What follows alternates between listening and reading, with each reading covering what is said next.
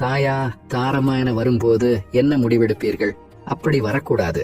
ஒருவேளை வந்தால் தாரம்தான். அம்மா எனக்கு சொந்தம் அல்ல, அம்மா அப்பாவுக்கு சொந்தம். இப்ப கூட அம்மா அப்பாவை விட்டுட்டு ஏன் கூட வந்து விடவில்லையே? ஏன்?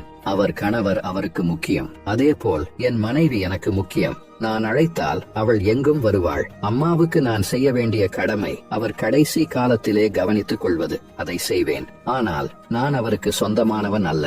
என் மனைவிக்கு என் மேல் உள்ள உரிமையை பாதிக்காதவரை அம்மாவுக்கு என் மேல் உரிமை உண்டு. அவருக்கு அனைத்தும் செய்ய வேண்டியது என் கடமை. நான் இல்லைனாலும் அவருக்கு ஒரு மகன் உண்டு, மகள் உண்டு. ஆனால் மனைவிக்கு அப்படி அல்ல.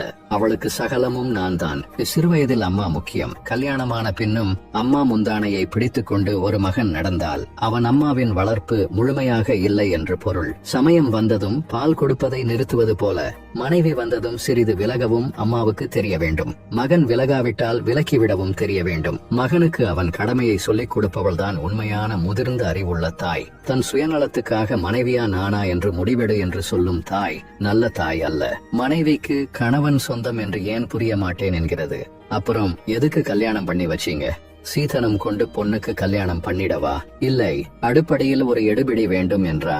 மகன் வாழ்க்கையை துவக்க வேண்டும் என்று தானே கல்யாணம் செஞ்சீங்க. அப்புறம் தாயாதாரமான்னு கேட்டா என்ன பைத்தியக்காரத்தனமான கேள்வி இது? இந்திய மாநிலங்களில் மட்டும்தான் தாயின் மீதுள்ள அன்பை மகன் நிரூபிக்க மனைவியின் உரிமைகளை விட்டு தர வேண்டும் என்று நினைக்கும் மனோபாவம் உள்ளது. இது தப்பு. இருவருக்கும் என் மேல் உரிமை இருந்தாலும் மனைவிக்கு தான் நான் சொந்தம். தாய் என்னிடமிருந்து கடைசி காலத்தில் பராமரிப்பை எதிர்பார்க்கலாம், அவ்வளவே.